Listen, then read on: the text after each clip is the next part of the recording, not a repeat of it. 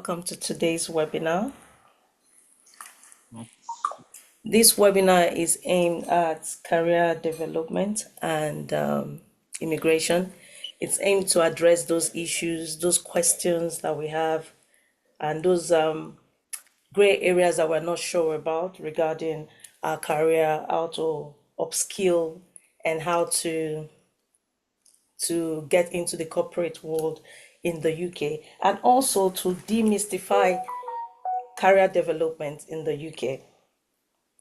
This program was put together by TOSA and Like Minds.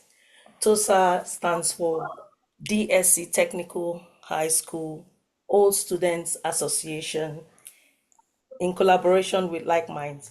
Like Minds is a professional group, a professional platform that is aimed at enriching Africans in diaspora and helping them to grow in their careers. Today we'll be having John Omoti, who also is the um, is the president of Like Minds. He is a banker, a seasoned banker with over 2 decades of experience in the banking sector, and he's here to help us understand how we could get into that desired career, that desired profession that we're aiming to get into, but we think it's impossible. Please make welcome John Omoti. John, you have the floor. Thank you. Very good evening to everyone. Good afternoon, good morning from wherever you're joining in today's webinar. Just allow me to share my screen and then we'll go from there. Right. Now.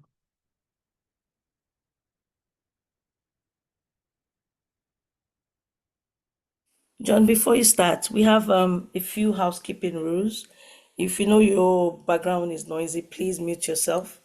And also, if you have any questions, just drop them in the chat. We'll be picking them up from there. Thank you.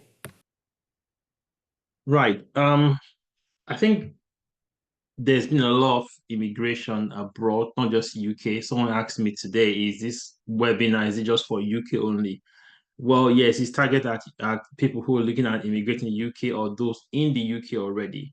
However, I think you could also beneficial to people who are planning to relocate abroad. I think it's quite generic. I think it will help anyone really, as long as you have that ambition. And then I put the slide for the benefit of those who are thinking about relocating abroad, so to speak. One thing that is very, very important is um, if you have the ambition, if you know the ambition, ensure you plan for your trip. Make research into the right country that you want to relocate to.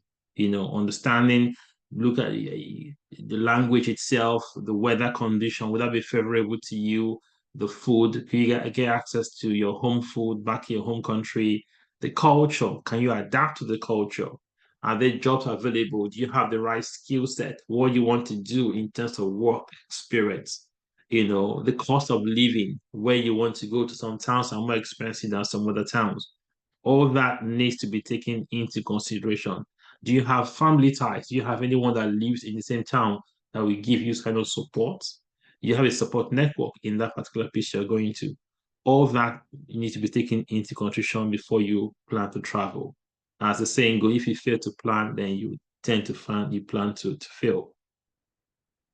One thing that is very, very important I want to highlight is the need to acclimatize to the environment in which you are um, going into. Understand where you are, the social work environment, the weather condition, like I talked previously, because going abroad is a huge culture shock. It's a huge culture shock. Then you tend to find challenges, so to speak, in the country. It's very, very different from where you came from. So it's very, very important that you plan ahead, you address every concerns with jobs, you sure you have enough funds to support yourself throughout this whole process. For me, please check if anyone's in the waiting room. Please allow them to come in. Because I'm speaking at the moment, please. Um, Also look at the country. Do they are they amenable to people of your culture, of your skin color? Please ensure that there's no more racism. It's everywhere anyway, but just ensure that you have a place whereby it's open to people that are international in nature. And someone once said, "Can your marriage survive relocation?" I listened to a pastor say, "Can your marriage survive Jogba?"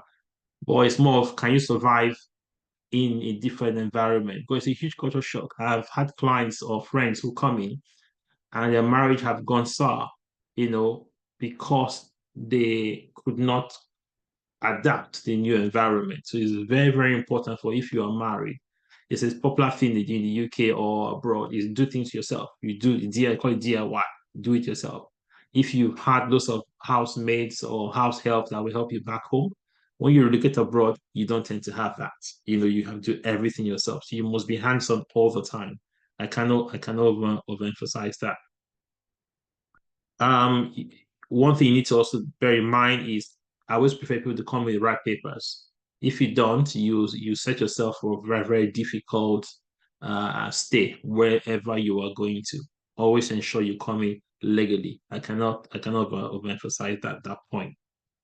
Um, if you are with, for those in the UK and you've come, or those applying to come in abroad and you want to do your CV, and or you're applying for jobs from wherever you are based, hoping to get maybe a sponsorship job or to get a job or an international job, ensure your CV is done to a good standard.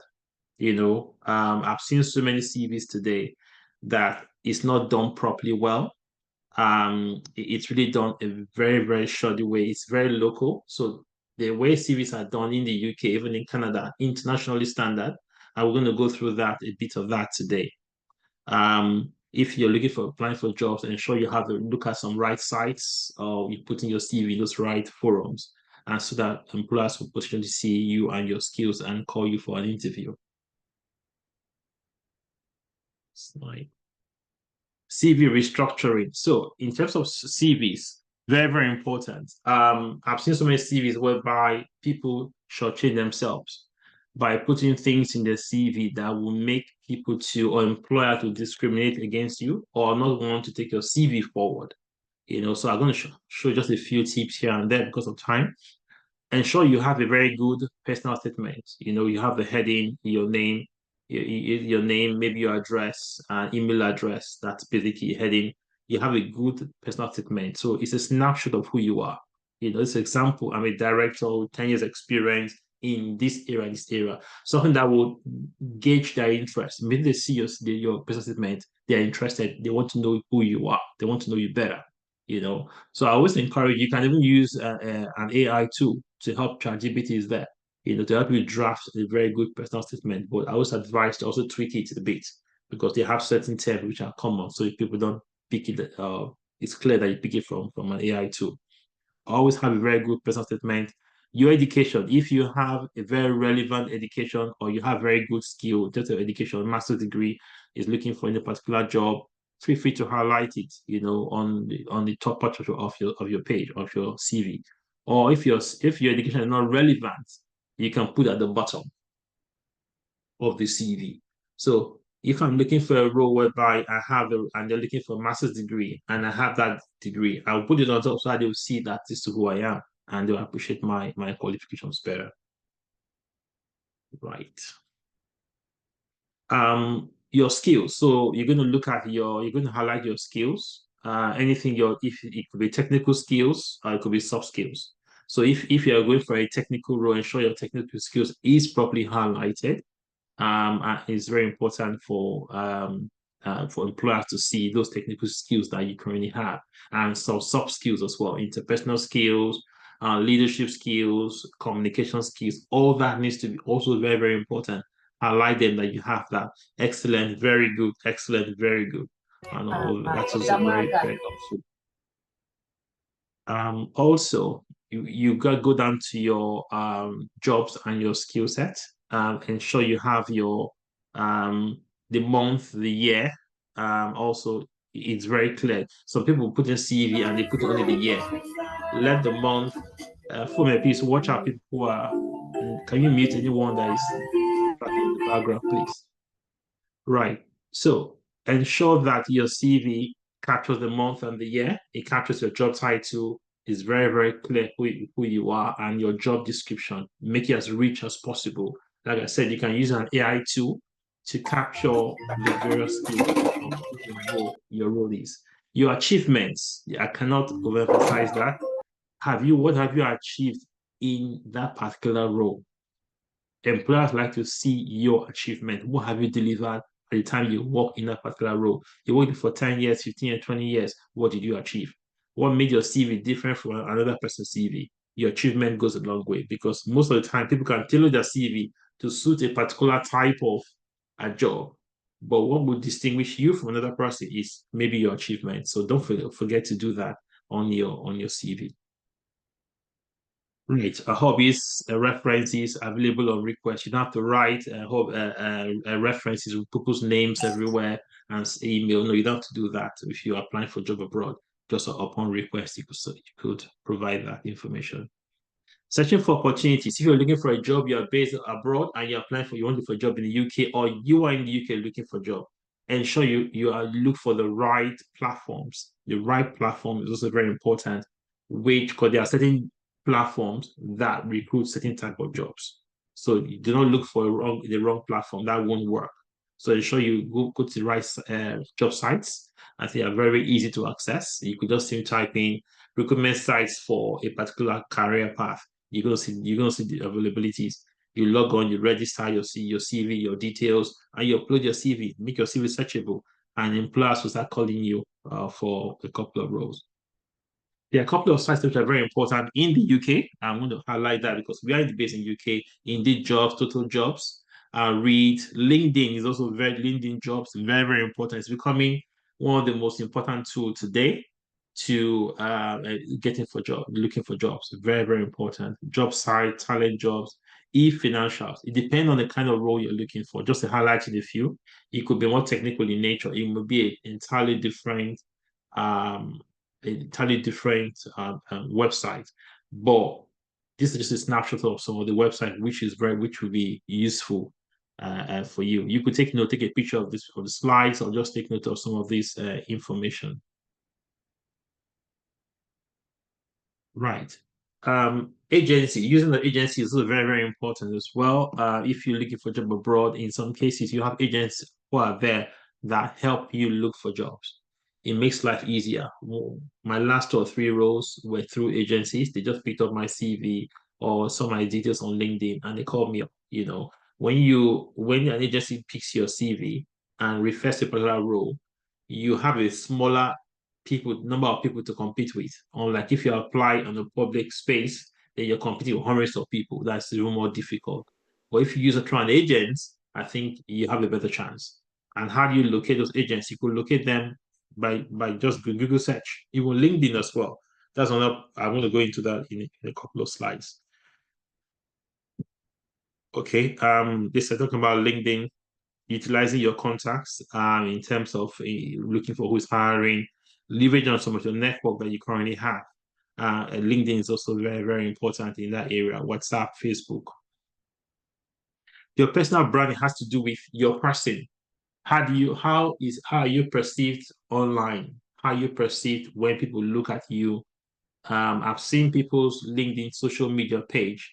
They wear casual shirts and they're looking for a corporate job. You're wearing casual shirts, and that doesn't work. You need to take a very good picture. LinkedIn is becoming a very, very important tool when you're looking for jobs. So when you are looking for a role, I have a friend who was looking very casual. I said, change your, get a suit, a tie, take a very good picture. Optimize your LinkedIn profile by having a very, very good picture. Also have a very clear personal statement on your LinkedIn page. It talks about who you are, what you're trying to do, and what you're expecting. Your roles and responsibility you previously had, ensure you properly updated them correctly, and put some. Even if you can't elaborate on your job description, you could put some of the achievements there and also looking at recommendations, look for people that can give recommendations to you. It helps in building your profile. some high network people that can give you recommendations on your LinkedIn profile. Right. Being your network, I think friends is very important. Alumni groups, I think these days it's quite easy these days. Only when I came to UK initially back in the days, there was hardly any WhatsApp, so you didn't have forum where you could join in easily and build a network. Wasn't there. So, but you look for friends, alumni groups. There's quite a lot of them now. I'm sure most of you have alumni groups in the UK and wherever you are based. Diaspora forums are there, like minds. Religious groups are also there as well. Have course to talk to some groups, some religious groups, just building careers. Neighborhood associations. There are a few of them out there. It helps to with the whole job search. If you need to recertify or you need a certification for a particular role you're looking for, then it makes sense to have that. You take time and get the right certifications to upskill yourself so that it makes you more at par with your peers and even better than your peers. Right. Align yourself with a mentor, if possibly have someone, if you're applying for a particular role, if it is finance or engineering or is it project management, whatever role it is, align with someone that will get a mentor for you, provide you with guidance that will help you in any area that is willing, that's looking after you, has your consent, have you in mind. I think that also it helps a great deal. Join webinars like this, seminars like this, webinars like this as well, workshops, listen to them. It builds your knowledge base. No knowledge gain is actually ever wasted. Right. Preparing for interviews. So if you're looking for a job, nothing stops you from preparing for interviews because in case an agent calls you, they're going to ask you questions immediately. So it makes sense to prepare upfront for interviews. If you're applying for roles or you go for an interview, make sure you do the research on the company itself, understand what made the company tick. Because when you do an interview, people want to know exactly what makes you different. What they want to know exactly what you have done in terms of research into the company and understand the job requirements in detail, align it to your CV, and prepare practice. Get someone that is a friend that can do a rehearsal. People think that they've done well, but when you rehearse with somebody, it helps you to pick your shortfalls and okay, oh, something I think I need to improve in this area. That's why I tell some of Black Men's members or people I know who I'm supporting or mentoring that we need to do some rehearsals. When you get anything, let me know. We're going to have to have a trial. Dress properly well, even if it's virtual, ensure you look smart and you look nice. And have a very friendly conversation when you have those interviews. It do go a long way. I don't to be worried about whether you're express based in Nigeria or Ghana or in Africa, wherever, and you're applying for a job in the UK. Don't just perish that thought. What I tell people to do, prepare very well for an interview. If you're based in UK, looking for a job, you experience it, maybe it's in South Africa, for instance, right? You're looking for a role in compliance, make sure you study all the regulatory rules in UK that applies to compliance. Understand those applications. My first interview was terrible. I knew I need to prepare. I had to study. I studied hard. So when I did the next interview, then that was the interview just clicked immediately because when I spoke as someone that has been working in UK for many years. I never get the impression I was working in Nigeria or working in Ghana, wherever I was. It was, and I never do that. So please take note of that, please. There are different kind of questions to get an interview. Interviews could take different formats. It all depends. But standard, talk a bit about yourself, ask you some competency-based question, scenario-based question. Give an example when you had an irate customer. Give an example when this happened. Give an example when this happened. Something around that. So prepare very well. It could be strength based. You want to know who you are. It could be commercial based in terms of if it's a sales role or business development role. So think about how you could help that company grow their business, take it to the next level. So think about that. It could be technical in nature. The role could be a technical one. Then you have to upskill yourself in terms of knowing the technical requirements on that particular role. So it all depends on the type of the job you're applying for and what's expected of you. Right. Once an offer is made, ensure that you've done the right thing. You accept your verbal offer. You don't tell lies. You also are professional around who you are, reference checks, provide the right references, and the background checks. Ensure you are truthful as possible. Because I've seen cases where people tell lies, and when that happens, some of them end up losing the job, and you don't want that to happen to you after you've got to the job. Right. There could be a lot of people here looking for roles in the UK that role sponsorship roles, sponsorship jobs. The tier two is one of the schemes the UK put together that helps to sponsor people for different kind of jobs. Now, if you're looking for a sponsorship role, the first thing you should ensure that if you're applying for a particular place, ensure that particular place is eligible for sponsorship. If they're not eligible for sponsorship, then really there's no point. You know, you could check that on this on the site called on the screen. UKTSsponsors.co.uk. You could search them if they are available. If they are listed as sponsors, you could apply for jobs. And the UK also has a comprehensive list of UKVI had a comprehensive list of licensed sponsors, which you could check the names of various companies who are enlisted as sponsors. Also, one mistake people tend to make is they need sponsorship, but they apply for the wrong jobs. They need sponsorship because they for a particular role, maybe it's they're looking for a role. Maybe the person's background was in sales. The person applying for a job as customer service. Customer service is not listed as a one of the jobs for sponsorship. I don't think it is. Rather, go to the website, UKVA website, ensure that role is marked and is eligible for sponsorship. Because that is very, very important. Then you target the company. Otherwise, it's just an exercise in futility.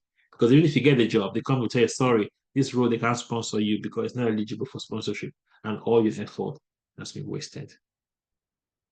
Okay. Right. Just a snapshot of some of the companies who tend to sponsor those in the I just use a snapshot because those in the financial sector. Most large multinational organizations, fintech, large IT firms, law firms tend to sponsor. They tend to sponsor universities as well. University is also a great hub where they tend to sponsor because they have lecturers from different countries, so they are more willing to sponsor. So target some of this names, some of this be strategic in when you're applying for roles or some areas. Target the big banks or even the universities, law firms. These are the right ones to target, not just any company. Right. Yeah, so this webinar is put together by, like I said, by Like Minds. We are in a UK-based diaspora, a platform for connecting people, empowering African professionals in the diaspora by supporting them through manpower development and collective experiences. We've helped a lot of people in their career path. So if in any time you feel you want to be part of this group, feel free to reach out, look at our website, and feel free to touch base with us through the website. And we're happy to connect with you and discuss more at length with you. So thank you. I think I'm very bang on time, or even earlier if I'm not mistaken, which is great. Right. So that is contact details. And maybe since I'm a little bit earlier, maybe I could take some questions, secure some questions, a few questions, if there's any in the chat before we take the next speaker. Just a thought. I might stop sharing my screen. Or is there any question on the chat? Yeah, there's someone was asking if it's for just Africans. Although I responded to say it's for all migrants because it's Yeah, something that yeah, everyone could use. exactly. Exactly. That's fine. That's fair enough.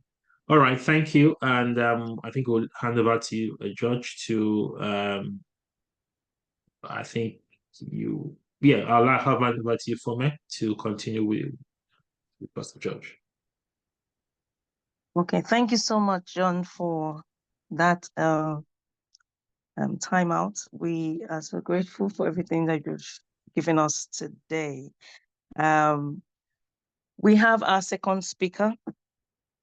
He is a barrister and immigration consultant and advocate for over 16 years with a high success rate.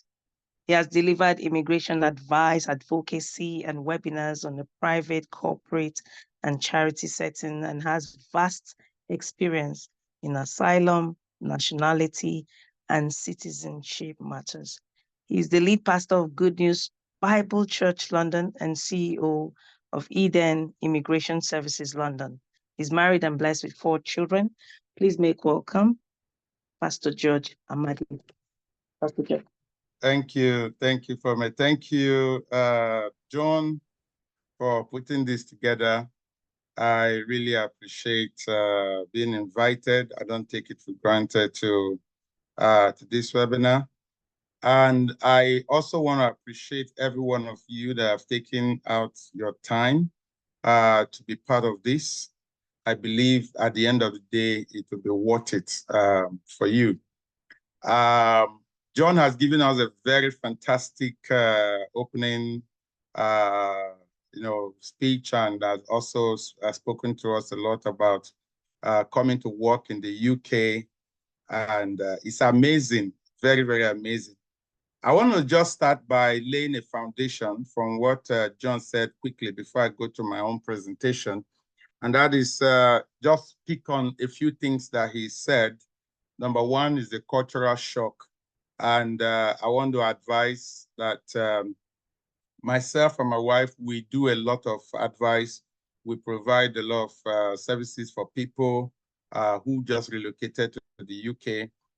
We had an experience where medical doctors, a husband and wife, that just relocated to the UK.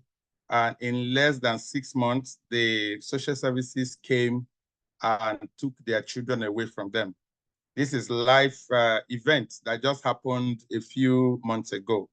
So we had to, because my wife was a former councillor with the Labour Party and others, so she's very vast with the work of social services and all that. So we had to fight because they happen to be from Nigeria as well. We had to fight. These are medical doctors, well trained, well educated. So it's not a matter of not being educated, but it's just cultural shock.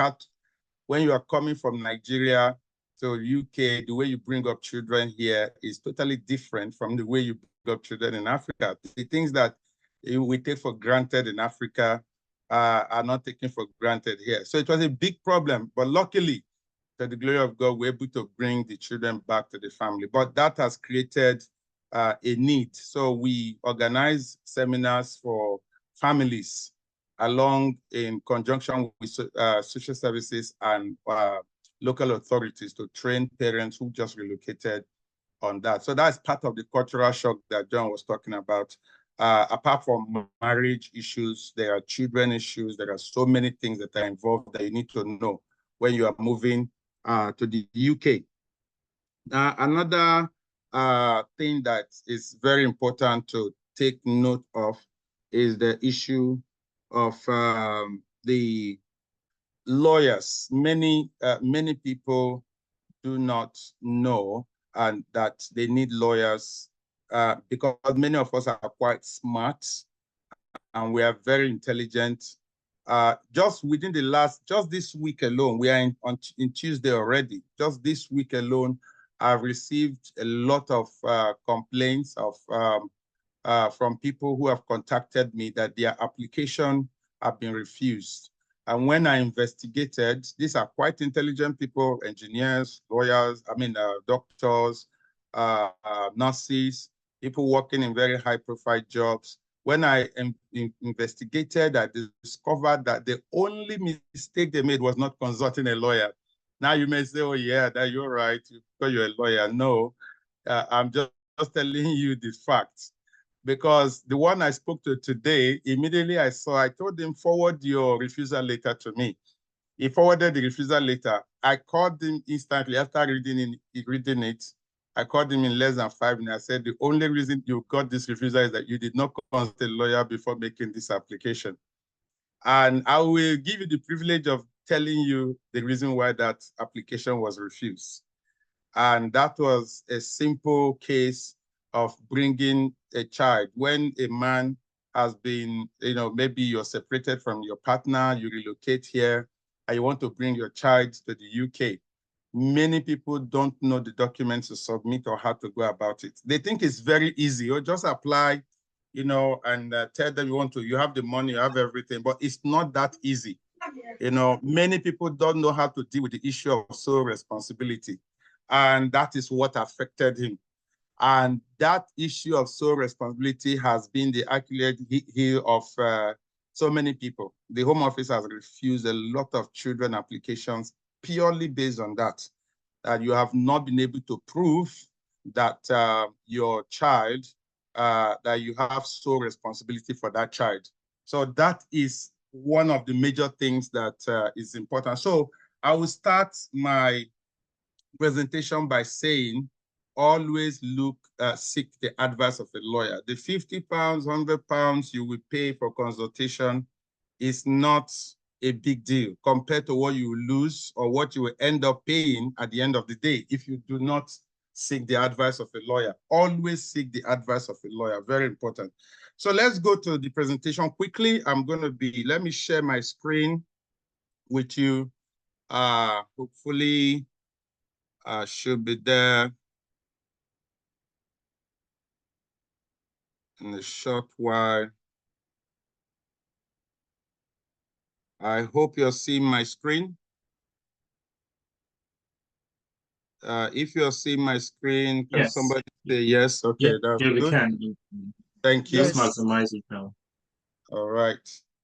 So we are going to, so going to this, I am the CEO of Eden Immigration Services in London here. And I've practiced immigration law for over 15 years in the UK. So it's important that you know the background so that you can understand where we're coming from. So we're just going to, one of the main things that is happening here, sorry, I'm trying to get this off.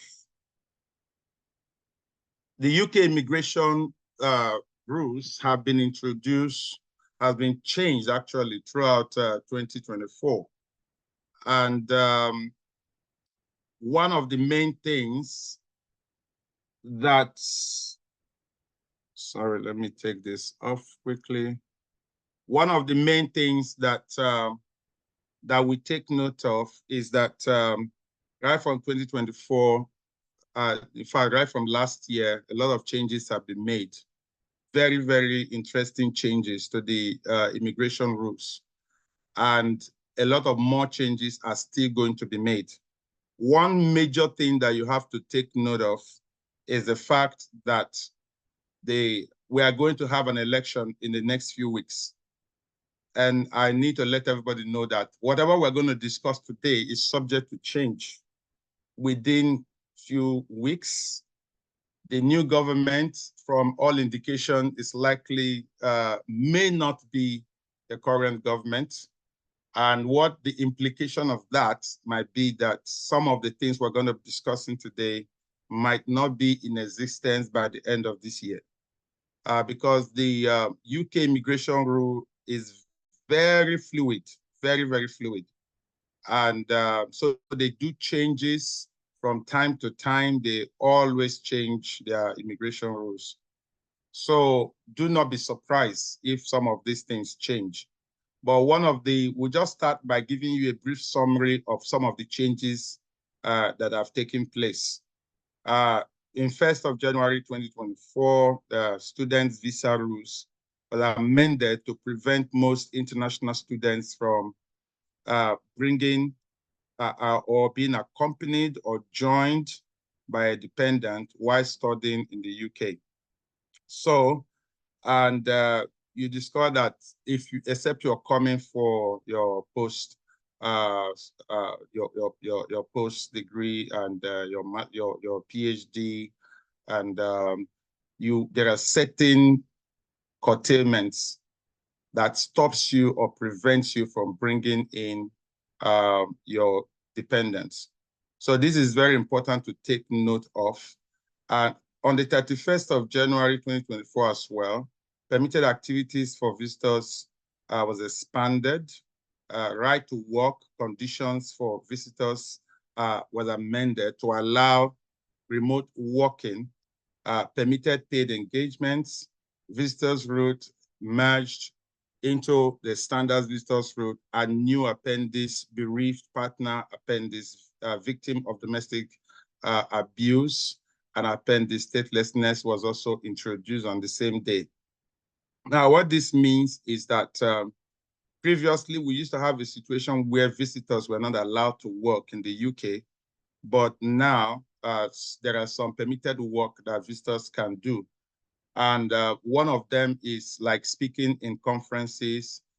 If you are a visitor coming to visit the UK, or you have somebody that you're inviting to visit the UK, the person is coming to speak in a conference, the person can actually can receive remunerations now.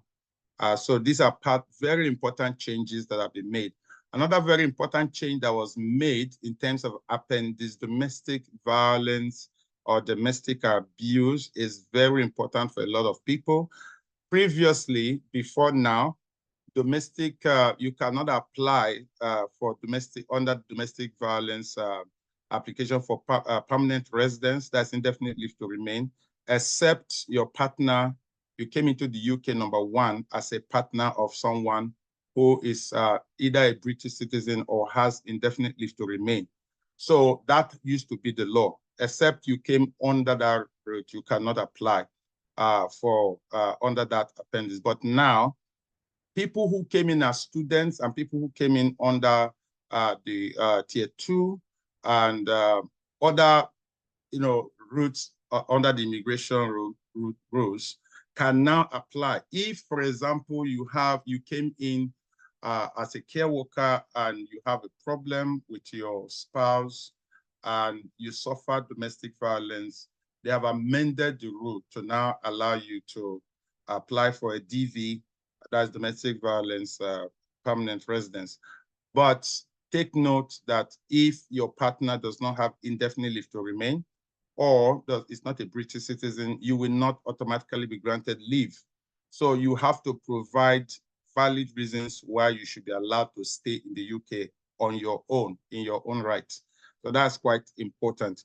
So they also introduced on the 1st of January 2024 electronic travel authorization, just similar to the US ESTA, where you have to apply for authorization for you to be able to travel to some certain countries or from certain countries as well. So these are some latest introduction as well. On the 6th of February 2024, the immigration health surcharge was increased by 66%. This, we're going to talk a little bit more about this as we go on, because this has drastically affected a lot of people. A lot of people have been affected by this because the bill, the fee you have to pay for any single application previously, especially if you have a family of 2 or 3 or 4, is a total disaster right now. And so when we come to the issue of fee waiver, we're going to talk about it,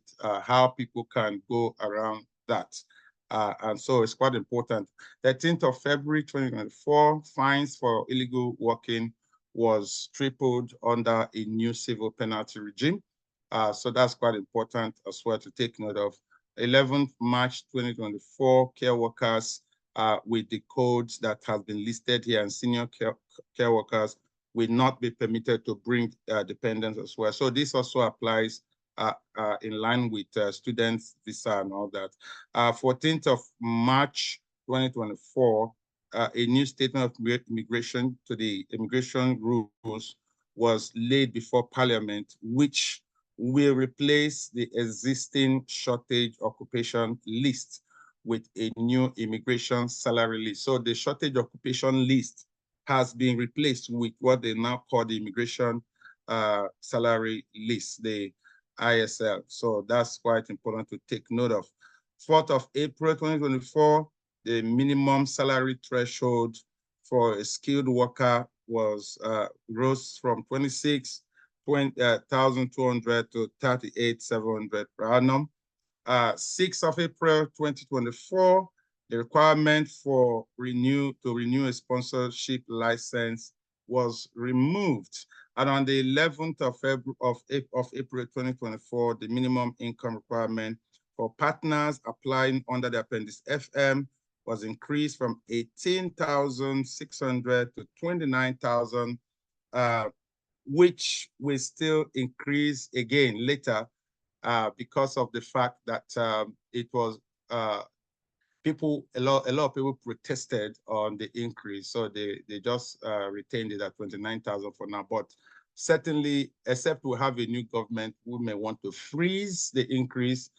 There's likely going to be a new increase again, probably before the end of the year. Now, let's take a note on the biometric card. There are a lot of things happening. I'm going to be jumping a few things and just jumping into stuff. So be taking note of your questions, and as we go, we'll be able to deal with this. So there is an issue with biometric cards right now, as biometric residence permit cards are being phased out from the end of 2024. If you take note, you will see that all biometric cards are expiring in December 2024. Everybody's biometric card. So nobody's going to have a biometric card from December 2024 at the end of this year. So, but the actual visa expiry date may be later than that.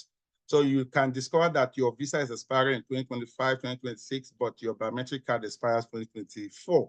So that doesn't mean that your visa expires 2024. So an online right to work check must always be undertaken when a BRP is presented, regardless of the end date, as BRPs will no longer be acceptable as evidence of right to work. So the online right to work check will confirm the correct expiry date. So those whose visas or ILR were granted many years ago may not be able to view or prove their visa or their ILR details online. They will therefore need to register for a UKVI account at some point from this year, 2024. In fact, almost everybody will need to register for the UKVI account in order to be able to obtain an online reference for their visa after 2024. But right now, as we talk, a lot of people are getting letters from the Home Office to ask them to register for this online visa. It's very important that when you get the letter, please, if you can register, do register. If you cannot, consult a lawyer who is going to help you to do that. The Home Office is organizing a lot of trainings for lawyers to assist them in helping, especially vulnerable people, who will be able to help the vulnerable people to be able to register online for their visa, to be able to prove their right to stay in the UK. So the new immigration rules for UK students, like we said, from 1st of January 2024, international students studying in the UK will only be able to bring their partner and children to the UK if they are studying either a PhD or other doctorate at RQF level 8 or a research-based higher degree. For this change was announced by the former Home Secretary, Suella Braverman, in May 2023. Under the previous rules, it was possible for those in the UK, for those studying in the UK, to bring their partners. So that's quite important. So changes to visitors, I think we've spoken about that. So I'm going to jump this one for the visitors. So yeah, fee waiver. This is quite an interesting topic for a lot of people. So immigration applications are extremely expensive, and most requests for permission to stay in the UK. Sorry, let me take this. Most requests to stay in the UK under the point-based system now cost about 1,000. The cost definitely for the application is £1,048. In addition, applicants may need to pay an immigration health surcharge, which is currently $1,035 a year for adults and $776 for children. On average, therefore, migrants will need to spend almost $3,636 plus to get permission to stay in the UK for the standard period of 2.5 years. Now, this is for one applicant. So multiply it by how many people you have in your family. So that is very important. Multiply this by how many people you have in your family. That's why it has become a major concern to so many people. However, in our Carter versus Secretary of State for the Home Department, it is a 2024 case, which is quite relevant today. It has come very handy. This case was determined in 2024, but then it's very, very handy today. Mr. Justice Stewart stated that if a person demonstrates upon proper proof that they cannot pay the fee, then a policy which does not provide for waiver in those circumstances is incompatible with the convention right. So under the human rights, people are allowed to apply for fee waiver if you discover that that person is unable to afford the fees. So most specifically, applicants will be granted a fee waiver if one of the following circumstances apply. One, they cannot afford the fees. Two, they are destitute. Three, they are at risk of imminent destitution. And four, their income is not sufficient to meet a child's particular and essential additional needs. So what normally happens under the circumstance is we usually ask the applicant to, in fact, Home Office, not us, the lawyers will ask you to supply it, but it's actually Home Office requirement. They will ask you to bring in, you need to, they'll ask you if you're working, are you employed? And if yes, you need to provide 6 months pay slips. You also need to provide 6 months bank statements, and you need to provide bank statement of all your accounts, 6 months each. If you have more than one account, you must provide all of them. Don't hide anyone. If you hide it, they will find out, because once you make that application, they will definitely go into, they will use the system to find out your accounts. And they always have a way of finding. We've had clients that we asked them to bring their bank account and they were hiding some from us. And maybe they brought one, which is their main account, or the one that doesn't have much money. And the Home Office will write back and say, well, our search found that you have so and so account. They will name the account, give you the account details, and tell you that they still want to see 6 months worth of the statement. So please do not hide your account when you are making a fee waiver application, because hiding it might also be an indication that you're hiding something from them. And that might lead to your refusal of your application. But if your income is not enough, for example, I've had a situation where clients have to go and borrow money from the bank in order to make an application. And I mean, it was terrible. Somebody had to borrow £15,000 just to make an immigration application because they had children, about 4 kids. So imagine a family, husband and wife and 4 children. Just multiply what we have just talked about, about 3,636 times 6. Just imagine that. That is a whole lot of money. So people are really going through this. So what we normally do is to tell them, so you might be earning, so don't think that fee waiver is only for those who are not earning. Those who are earning can still get a fee waiver. I got a fee waiver for somebody yesterday, and the person was working, but after calculations, the Home Office was able to come to the conclusion that, yeah, the person cannot afford the fees because of rent and so many other things. Because they will also ask you, this is your income, how much are your expenses?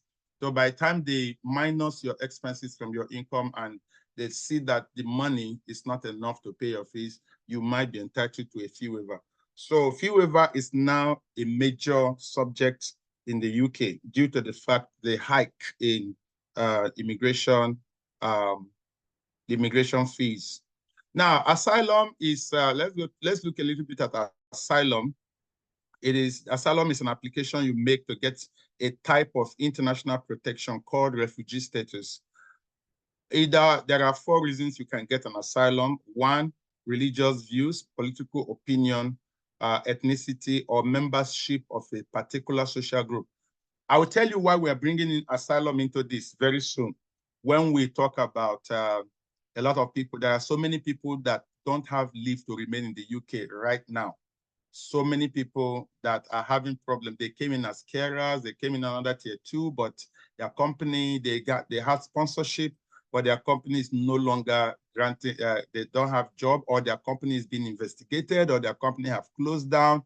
As we go on, I'll let you know why asylum is very important and why fee waiver is also very important, and other applications we are going to be making. So for you to get asylum means that you need protection, that and that protection has to be either on the basis that you can't go back to your country based on your religious views, or political opinion, or ethnicity. You are afraid to go back to your country because of persecution, or membership of a particular social group. When we talk about membership of a particular social group, is the encompassing, is the one that covers almost every other thing that doesn't fall into the other 3.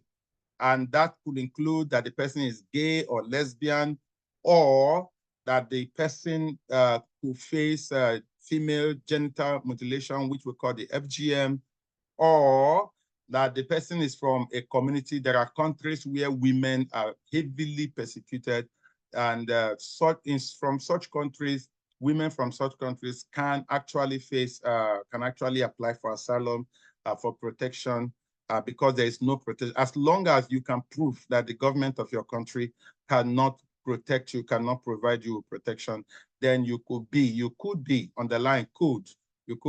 a candidate of asylum.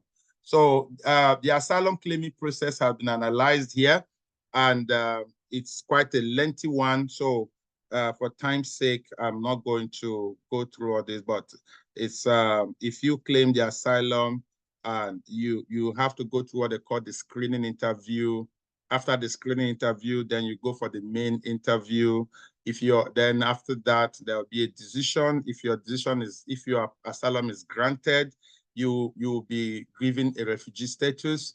And if you are given a refugee status, the advantage here is that there's what they call family reunion. You can bring your family free of charge.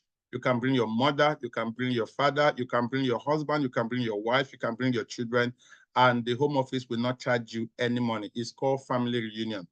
So you will not pay for any of those services. In fact, they will help you to make that application if your asylum is successful. If your asylum is refused, you will be given a right to appeal, except if your asylum application is certified. And what is called certification is that your asylum claim is clearly unfounded. In other words, they found you to be a liar. You are lying.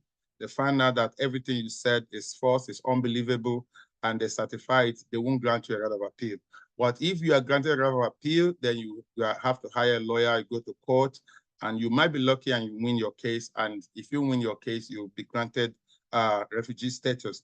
So that's quite important. Now, there is a visa which we are going to call the elderly dependent visa. All these things are changes that have taken place recently. The elderly dependent visa, this is a visa that enables you to bring your dependents to the UK for the purpose of providing care for them, especially those of you that have elderly people abroad. You can bring them to the UK, and they will be looked after by you. As a dependent relative, you must also meet the following conditions. 1, you can't do daily chores and live on your own because you are old or have a handicap or have an illness. This is one of the major reasons they will grant it. 2, you can't get the care you need in your country because it is either unavailable or too expensive. 3, for at least 5 years, your family members in the UK will be able to take care of you and support you financially without recourse to public funds. That is, without claiming benefits.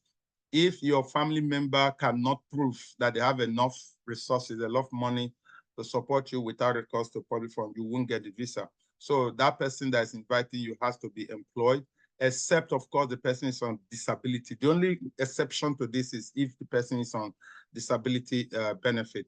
So also, you are older than 18.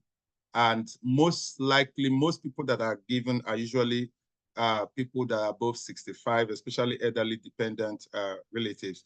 So appendix long residence, there has been a bit of changes, which was introduced in March 2024. The new long residence rules set out the applicant must have spent a qualifying period of 10 years lawfully in the UK for the entirety of which one or more of the following applies.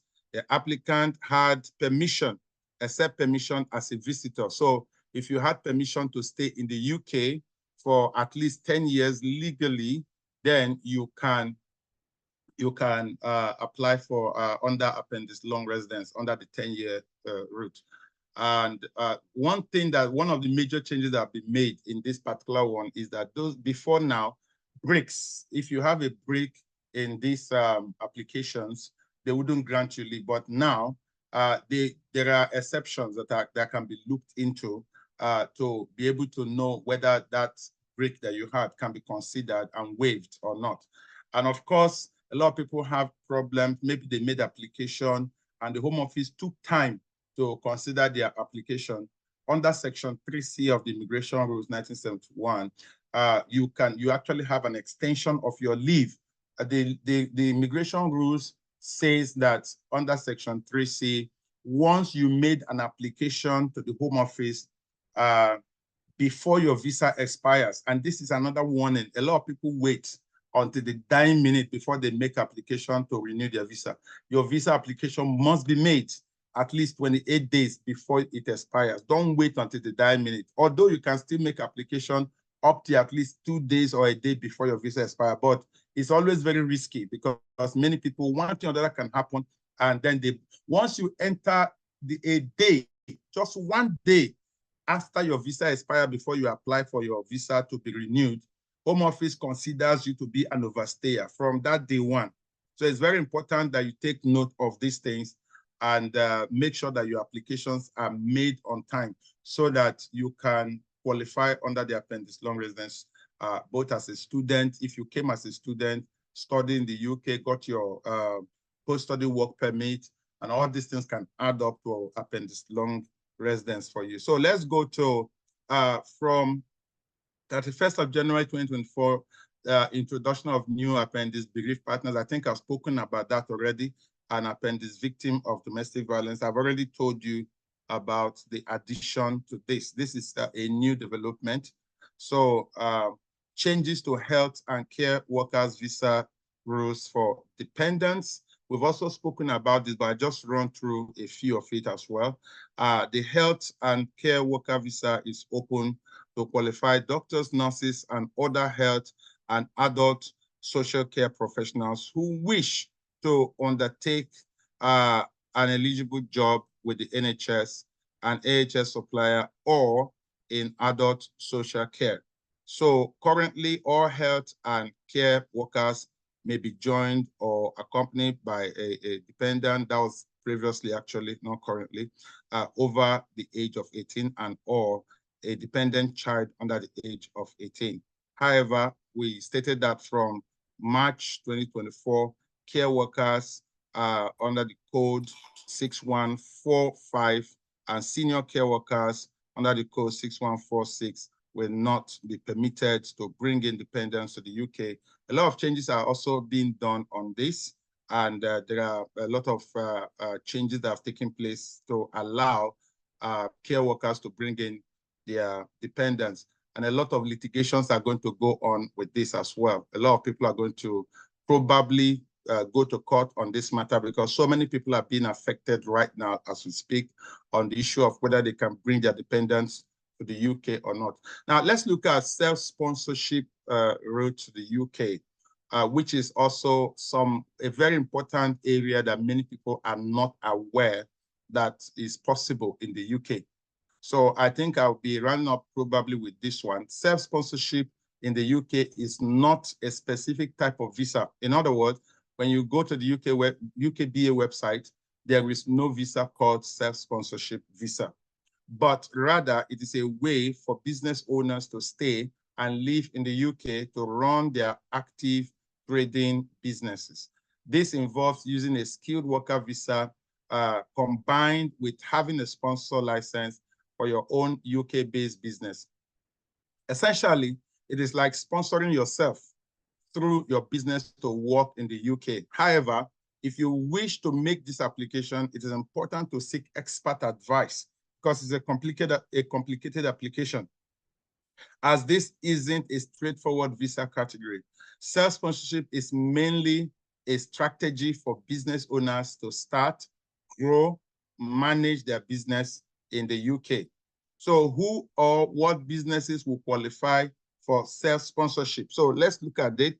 So the self-sponsorship UK is open to anyone who satisfied all of the following: has experience or skills or qualification within the area of the business that they want to establish, has a business idea or has identified a pre-existing UK business to take over, has adequate resources to support their proposed business in the UK. The good thing about self-sponsorship visa is that there is no particular amount of money you must have.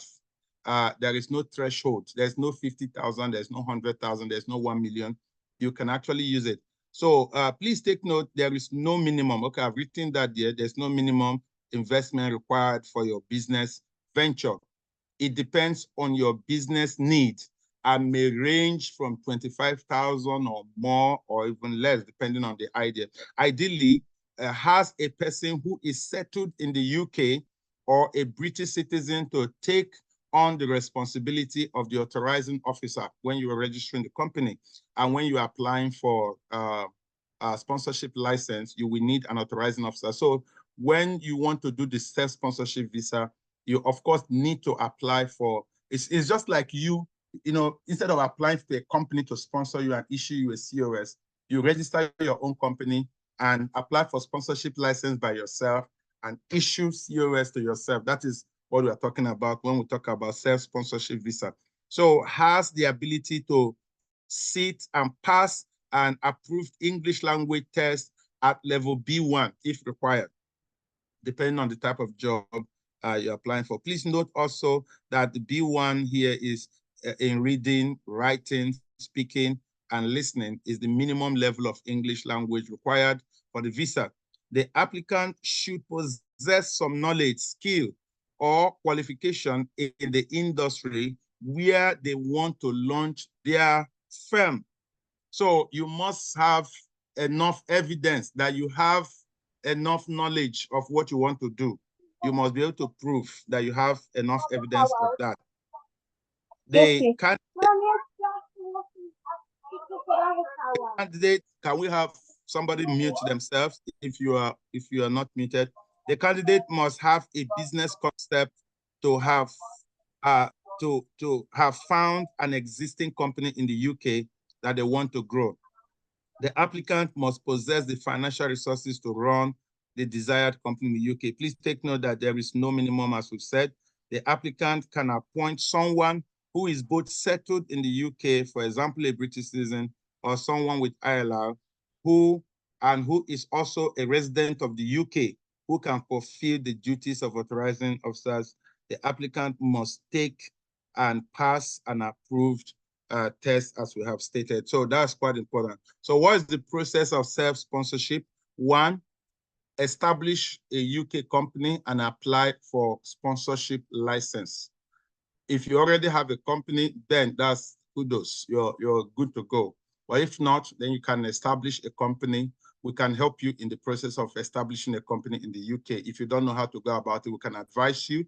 John can advise you. I can advise you. There are other lawyers and companies that can advise you on that, on establishing a company and on that. Then number two, create and provide your UK company with a human resource pack. So that's very, very important. So as part of the process of applying for a sponsor license, you must ensure that your company has the necessary policy procedure in place to sponsor you as a skilled worker. And the timeline for this could be maybe like 2 days or that to create the pack and all that. Timeline for the first one, establishing a company, is between 6 to 8 weeks in the UK if you want to establish a company in the UK. Then stage 3, be assigned a certificate of sponsorship. This will assist you with the skilled worker visa. That's after you've established your company, applied for your sponsorship license, then you have to do, upon the approval of your UK company sponsor license, you will require a defined certificate of sponsorship, and the timeline for this is usually between 4 to 12 weeks. The self-sponsorship method may be the best approach to work and live in the UK if you want to start a business there or extend your present foreign operations to the UK. It is crucial to remember that there isn't a real, like I said, there isn't a real self-sponsorship license, self-sponsorship visa. The term self-sponsorship refers to a strategy to enter the UK under the skilled worker category through sponsorship by your own business. The self-sponsorship visa route will enable you to establish a UK company that will sponsor your entry and employment in the UK with the assistance of a UK resident director. If it's very important, you have somebody to work with you who is a resident in the UK.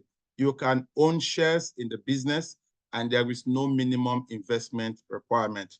One of the most significant benefits of self-sponsorship UK is that it enables business owners to run and manage their own companies in the UK without worrying about the sponsorship being cancelled or an external employer who no longer requires their services as an employee.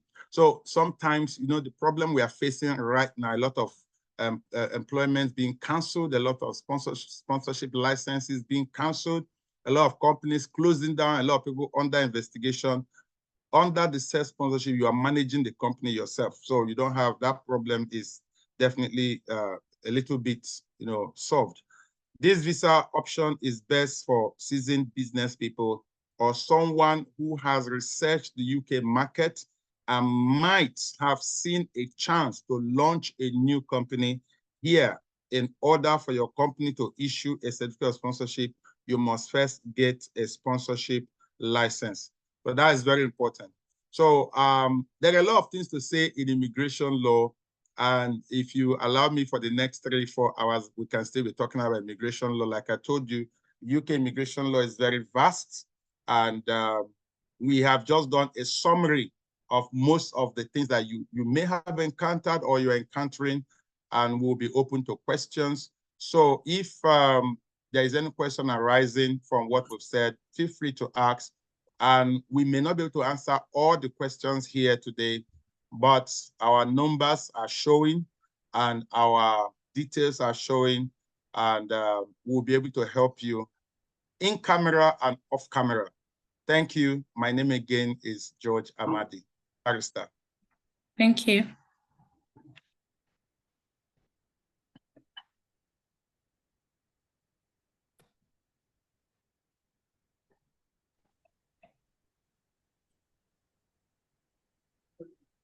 Please, Former, you can take over, or John. Oh, I thought I was just talking. I thought you could hear me. I'm sorry.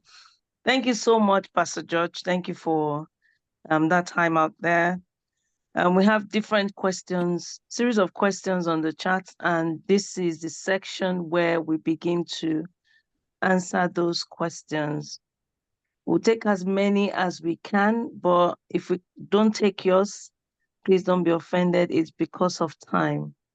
So take it from the top. We have someone asking,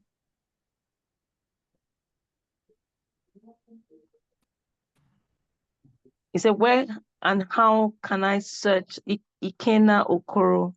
Where and how can I search to see roles eligible for sponsorship in the UK? I think that question should go to John. Yeah.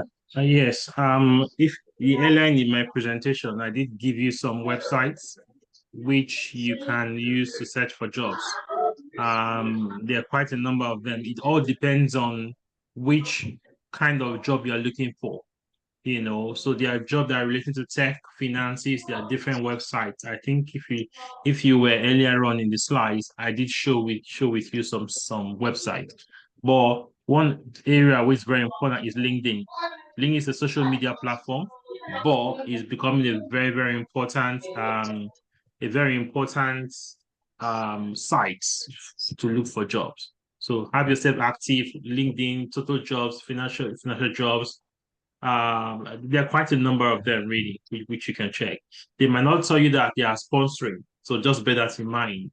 But like I said, you have to cross-check and find out whether the company is sponsoring, look at the sponsorship websites, and if their name is listed and you know they are approved sponsor, then you can apply for the jobs. And ensure that what you're applying for is eligible for sponsorship. Thank you so much, John. And I think this one is also for you. So how many pages is a CV supposed to have? And this from Beauty Kumesine. I'm sorry if I didn't pronounce your name properly. Apologies.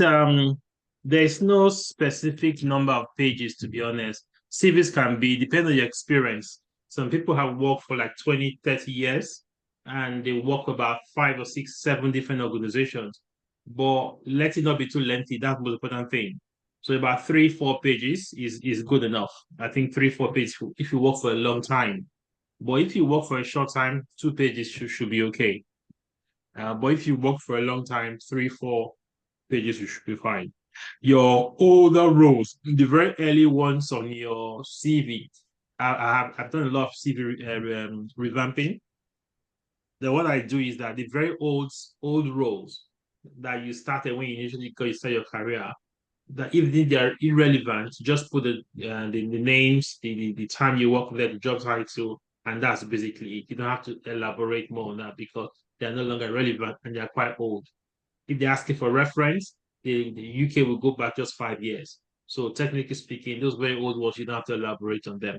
Just in your first 2 rows or that within the 5 year period. Okay. Sherry Izegbua is asking, she said she applied for a senior project manager role in Barclays and got a mail that the role is not sponsored. So she's wondering what roles are sponsored. That should be John again. Yes, it's very possible that could be the case. Not like they are not sponsored. I have a friend who was working in Barclays. I know the person as a project manager, and she got sponsored working there. She was working initially as a temp or fixed term contract. And last conversation we had with her was that the role she was sponsored by and that's Barclays. So it's very possible, but in some cases, it all depends. Sometimes the on that particular role, they might not want to sponsor it. Doesn't mean that they don't have sponsorship license or they cannot sponsor. It just varies from client to client. Or they might have seen other people who have similar qualifications, but instead of spending money sponsoring you, why not just get someone else? Because it's quite expensive, right, to sponsor people. That's why if you're applying from abroad, you have to ensure your CV or you do exceptionally well, that the employer wants to employ you at all costs. Okay. Olusoji Adeyeye, I think from John's answer, your own question has been answered because you said, can you apply for a job in the UK from Nigeria? So yes, you can, but you have to stand out. This one is for Pastor George. Hi, from Fejiro Miller. My husband just finished studying and we are considering applying for 2 years post-study visa. Our plan was for me to study once my husband's 2 years post-study visa expired. Can we continue in that line to make up for 10 years stay in the UK and apply for the long stay residency visa? Pastor George. Yes, the long stay residency visa is quite simple. You just have to be in the UK legally for 10 years, that's all. There's no particular route that is outside of it. Once you can prove to the Home Office that you have stayed in the UK for 10 years, and you have been renewing your visa for those 10 years, you qualify. Okay. This one is from Vivian Omo Ojugo. She said, hello, in uk.gov website, under apply on the basis of your private life, there's a bullet point which states that you can apply on the basis of your private life if you are already living in the UK and can prove that you are over 18 and have spent less than 20 years in the UK and will have very significant problems living in the country you would have to go to. Question is this clause for asylum seekers only? Well, that is, you see, that's the problem. That clause is quite complicated. First of all, let me correct an impression from the last answer I gave. The 10-year, I think I mentioned it during my presentation. Visitors are not included. Please take note of that. So that, but it has to be legal residents and other, but not visitors. Now, back to this question. You see, once you bring in anything, if you make an application to the Home Office and you say, I cannot go back to my country because of blah, blah, blah, blah, blah, they will return back the application to you and tell you to claim asylum. That's the funny side of it. Because automatically you are telling them that you are free to go back, and that automatically means that you are asking for protection, humanitarian protection. So, but what happens is that clause was meant, there are a group of people that if you have stayed in the country for a number of years, especially you have spent half of your life in the UK, that is ground for them to grant you leave on private life. If you have spent half of your life in the UK, you can be granted leave based on private life. If you have come to the UK, even as a visitor, and you have a child, and that child has spent up to 7 years in the country, those are grounds where you can say you cannot go back to your country. These two ones are not asylum. You can say, well, I've spent all my life here. I've spent the productive part of my life in the UK, so I can't. What am I going back to my country where nobody knows me there and all that? But if you bring in other issues that has to do with fear, they won't allow you. They would not grant you. So that's quite important. They would ask you to claim asylum. Okay. Yes. This question is for John. So it's from Success Okoje. I've been applying for sponsorship jobs in the UK, but it has been very challenging to secure a position. Most companies do not provide feedback, even when I send follow-up emails. I've shared my CV with contacts in the UK, and they have confirmed that it's well prepared. Despite this, I'm unsure what the issue might be. Additionally, many recruitment agents are asking for money for certificate of sponsorship. Could you please advise me on what steps I should take next? John. It depends on the role you're applying for. I get the impression that the person applying from abroad, and it is definitely harder, true, to be honest with you, to get a job. I've had some clients who friends and who I'm supporting, they've gotten jobs applying directly from abroad. It sounds like the care route.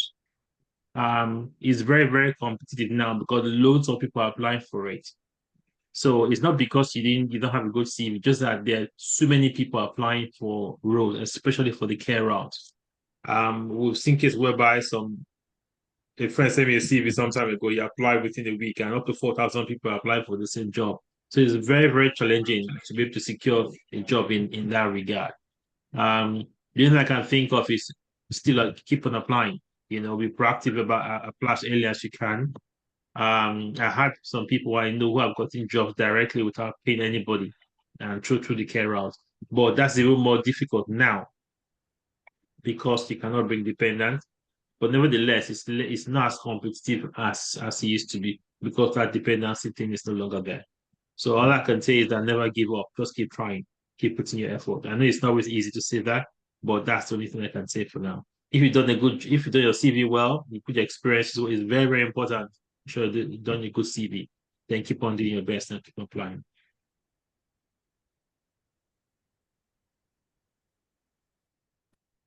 This next question is for Pastor George. He said, when you self-sponsor, from Abigail Ikuni, when you self-sponsor after registering your business, can you have your dependent under your visa? Please also advise your contact. Pastor George, is it possible to put your contact on the chat so people can get it from there? I think that of John is there already. So if you need to reach out to John, his contacts are on the chat. You can get it from there. Pastor George. John, can you help me? I think you were the one that put up the details. My contact are on the presentation, which I believe will be shared. The second thing is that if John can help me just put that up. Then, but then I will also, you can actually, on the question, you can actually bring in your dependents on that, because it meets, once it meets the requirements, you can. The only problem we're having is that it depends on the level of sponsorship in terms of the salary, grade, and all that. But then a lot of things, like I said, are changing. And it's important for us to also note that very soon, some of these things, even those who are having problem right now, bringing in their dependents, I can be a bit optimistic that by the end of this year, that problem is going to be resolved, because a lot of lawyers are going to court on this matter. And if the judges don't change it, then the likelihood that the new government is likely going to change that based on human rights, because it's quite a disaster to give somebody a visa to come and work in the UK and tell them they can't bring their family. So human rights is definitely, based on that, is definitely likely going to be struck out by the courts. So yeah, you can bring your dependents when you have your self-sponsorship license. Yeah, thank you so much. This one is for John. He says, what strategies can a recent graduate... Testing for me and take it back to where it's supposed to be. Quick. Hello, can you mute yourself, please?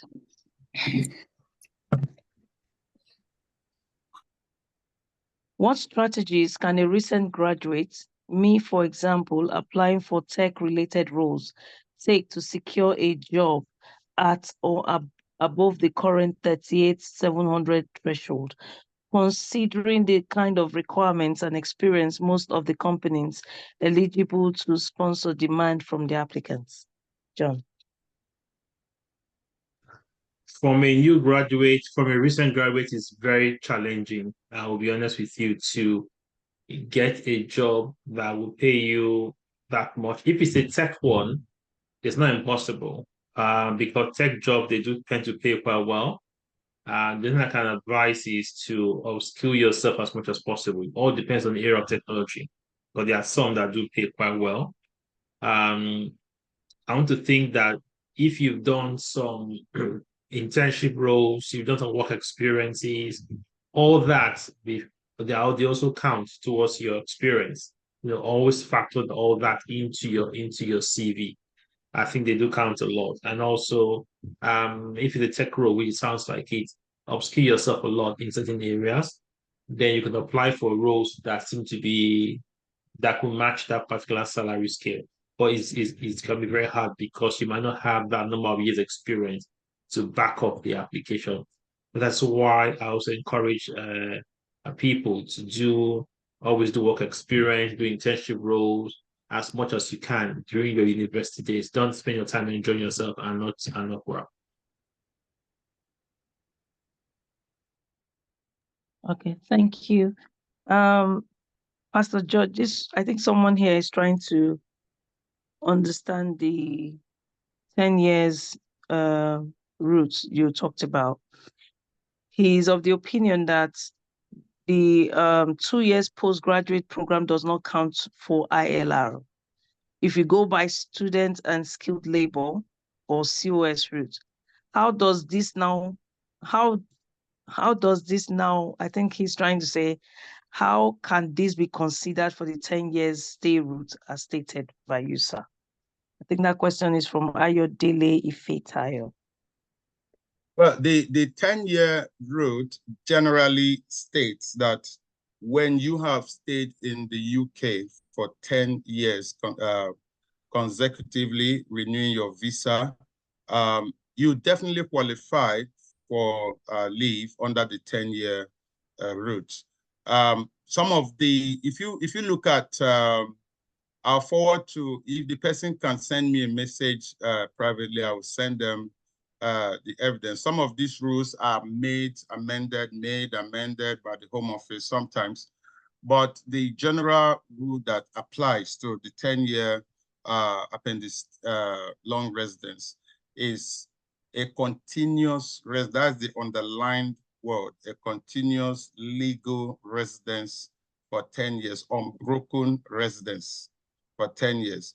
If you discountenance post-study work permit and all that, it will be very difficult for anybody to meet that requirement anyway, because at the end of the day, you have to probably keep studying. Apart from appendix family, which is the current, under the FLRFP applications, which is the current thing that some people use for 10 years, especially for those that have children here who came illegally, and then they keep renewing their visas for 2.5 years and all that until they get to 10 years. That one is also another, but that is totally different from the continuous residence of 10 years. So the thing is, if you don't update yourself with what the Home Office is saying, you might be looking at the changes or amendments they made and not discover that a change has also been made. But I'm going to forward the link to the group so that you can also see that that is quite possible. You can add it. It's cumulative in nature. Thank you so much. This question is from Taye Olalere. He said, for a self-sponsor, is there a salary threshold you must earn? Well, there is a salary threshold, because at the end of the day, if you look at for you to be able to bring in your dependents, you must be earning at least 29,000 and above. That is one that in that way you can say there is a salary threshold, and because there are certain requirements, if you are not able to meet them, then the issue of being able to bring in your dependents and being able to meet up with other, renewing your visa under the self-sponsorship will be quite difficult. Because it follows the fact that you are doing self-sponsorship does not mean that you don't follow the full requirements of the sponsorship license requirements in the UK. Okay. This one is from T. Lawal. He said, could you shed some light on the EU settlement visa route?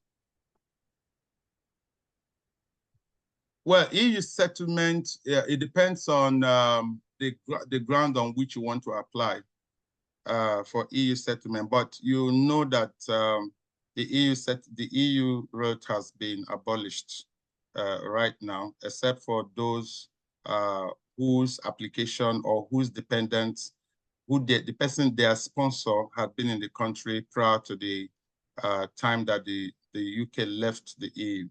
So you can, it's difficult. So it depends on whether you are applying based on the base of the child or your husband, or if you are coming as an EU national, you can no longer apply to come to the UK under the EU settlement route, except, of course, you can prove that you were here at the date before the law came into, before the law became extant, or before the law was abolished. So it's quite important for us to understand that EU settlement route has been affected by the UK withdrawing from the EU itself.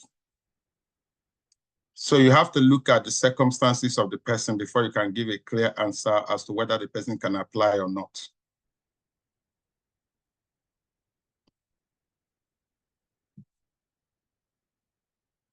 question, Tilawa.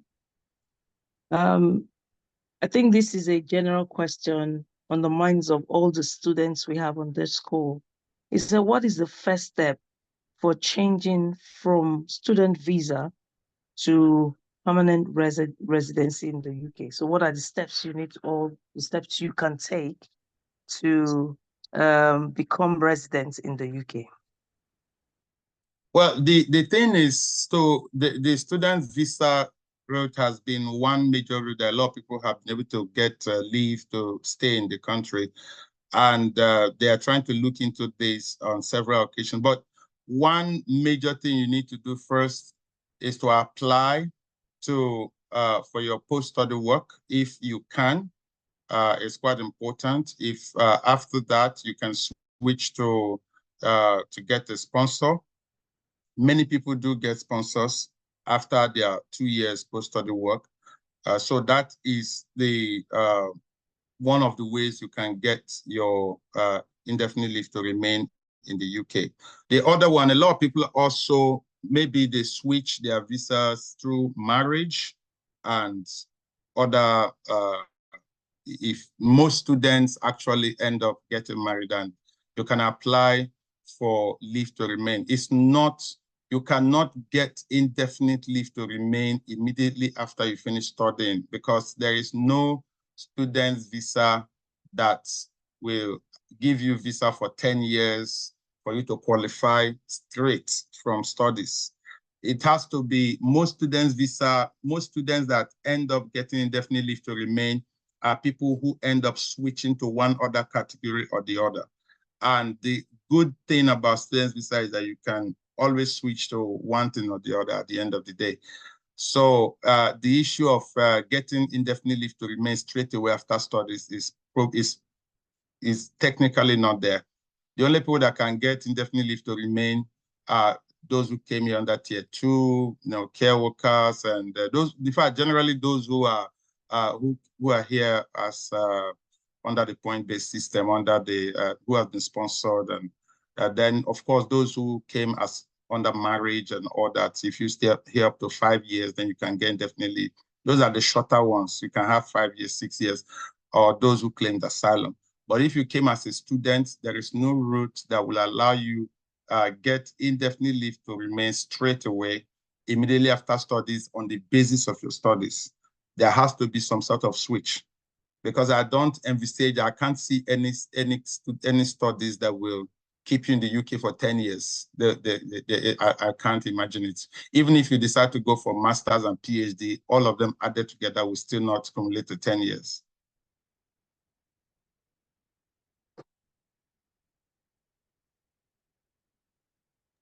There is a question, Loa Sheon Detiba. Your hand's been raised up. You still want to ask a question? Yes, I do. Good evening, everyone. Good evening, Pastor John, and good evening, Pastor Barrister George. Thank you for this session. Very enlightening. So I have a question. I mean, 2 questions. So the first question is, when Pastor John was presenting earlier, he was saying something about if you are looking for a job, make sure that it's somebody who can sponsor you. I have a situation where the first fixed term contract I got, I'm a PhD student in my final year. The first fixed term contract I got, they said they will sponsor when I finish my PhD. Okay, but very far from home. I live in Wigan. I teach in Northampton, so very far, almost 3 hours journey every time I have to travel. Then I got another fixed term role in Manchester, but they say they don't sponsor. So what is the best course of action? Well, the role in Manchester, higher pay, closer home, but they don't sponsor. They have sponsorship license, but they say they don't sponsor. Or the one that I have to travel so far, and there is a promise of sponsorship when I finish my PhD. That's one question. Second question is, I heard that there is now a new settlement route through graduate visa, and that it is 3 years. Is it 3 years or 5 years to indefinite leave to remain? I'm not sure. I wanted to confirm that as well. I think some questions Pastor George could have a stab at them. But Pastor George, you want to try? I'm happy to I go didn't after get you. I didn't get the second question. So the second question is, I heard that there is a new type of graduate visa, or is it highly skilled visa, where it's for highly skilled individuals, and the route is 3 or 5 years to settlement. I don't know. Okay, that's called I'm trying to remember the name now. It's for students who studied in the Ivy League schools. I'm trying to remember the exact name. I have a student I helped to apply for that recently.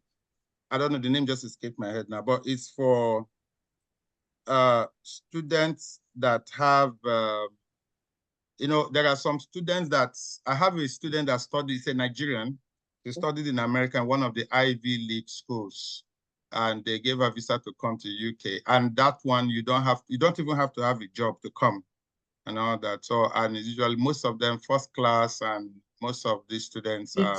Is he under the Innovator Visa or Global Talent?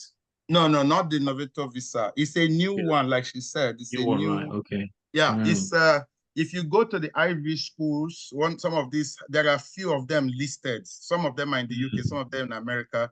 If you study in any of those schools, you can come to the UK, and within 3 years, you get your indefinite leave. Yeah. I think it's called high potential visa. High potential. Thank you. That is called high potential. Those guys are in another league altogether. Because the UK is trying to draw their brain, because these are exactly. They are very, very, I just applied for somebody that graduated from America on that, and she's here now in the UK. And you don't have to have a job. You can just come in, take your time, get a job from anywhere. These guys are very smart guys. So yeah, that is the visa you're talking about. And it's 3 years to settlement. That's interesting. Yeah. Yeah, I think your first question, Lower Sheon, is usually your best chance of sponsorship when you do a PhD is in that university that you did your PhD. You tend to have preference. I think that's where your best chance is. But when you are not contending with someone that's far away from your home and there's potential for sponsorship, and where it's closer to your home and there's no potential for sponsorship, you have to think about what's more important for you.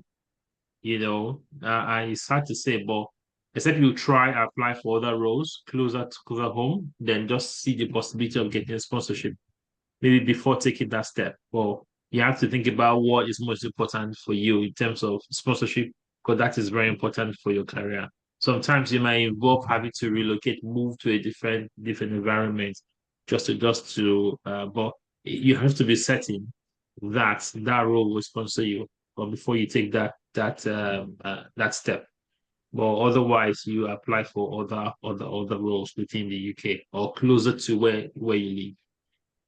Yeah, thank you very much. So I think what I decided was that while I still have a few more years to the end of my visa, let me continue to gather that experience, because I teach in my university as well, but it's some semesters I'll teach, some semesters it's not fixed term. It's whenever there is the need for it.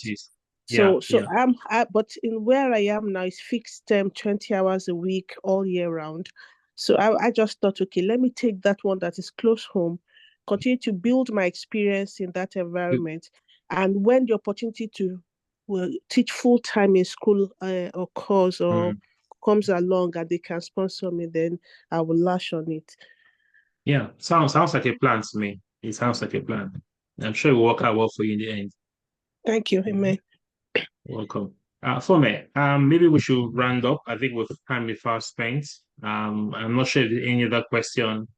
If there are, feel free to drop us an email or feel free to contact Pastor George directly. I've shared his email on the chat. You feel free. Maybe you could share one more time. I know that a lot of them are legal questions, or if it's on the just general support. Generally, feel free to reach out to myself. I will share our like minds contact details on the chat, and feel free to reach out to me as well. I'm happy to yeah. And if you want a copy of the presentation slides, email likemind88@gmail.com. Our email address is there on the chat. Drop me an email. Take a look at our website. If you want to explore being part of Like Minds network, feel free to look at our website and drop us a message, and someone will definitely come back to you about who we are, what we stand for, and how we could support your careers in the UK. So on this basis, I want to say thank you for joining. Thank you, Fome, for coordinating today. We still have over 100 participants in the webinar, so it's very encouraging that most people have stood with us up to the very end. So I cannot thank you enough. So please, if you have not raised a question, feel free to drop us a line, 1 or 2 emails, and we'll definitely be happy to take those questions. Thank you once again, and have a very good evening. Thank you, Pastor. Thank you, Barrister George. Thank you, everyone. Bye. Thank you. Bye-bye. God bless. Bye. Thank you. Thank you, everyone. God bless you. Bye. Very welcome. Bye. Have a good evening. Everyone, bye. Bye-bye now. Bye-bye. Bye. Bye. Bye. Bye. Thank Bye. Thank you so much, Mr. John, and everyone You're else. very welcome. Charlie. Pastor You're George, very it's welcome. nice Bye. seeing you. Thank you. John, Thank Thank you. thank Same here you. too. Same here Thank too. you, Thank Pastor you. John. Thank you so much. Bye. Thank you. Thank you. so much. You. Bye. Thank you. Mr. George, I love somebody has given you. me a pastor title. I'm not a pastor. Oh, sorry. But you sound like one. Pastor George and They say you sound like a pastor, so I'm not like a Yes, pastor. sir. No. we Yes, sir. hereby appoint This is coming from You Thank have Justin. you. anointed Thank me. you. Pastor John, this is Justin Yeah. speaking, that you sound like Justin, a pastor. how are you? I'm Oh, fine, okay. thank you, sir. If you say so. There's a call somewhere there. I'll keep in touch. Thank you, All right. Mr. Thank you John so much. Omoti, and thank you. Thank you so much, Pastor Pastor John. George, Thank you, Good how Pastor time. How are John. you? God God bless bless you. you. Thank you. Have a Thank blessed you. evening. Thank you. Yeah. Thank you Same so here. much. Thank you. Bye-bye now. Bye. God Bye-bye. bless. Bye. Bye. Bye-bye.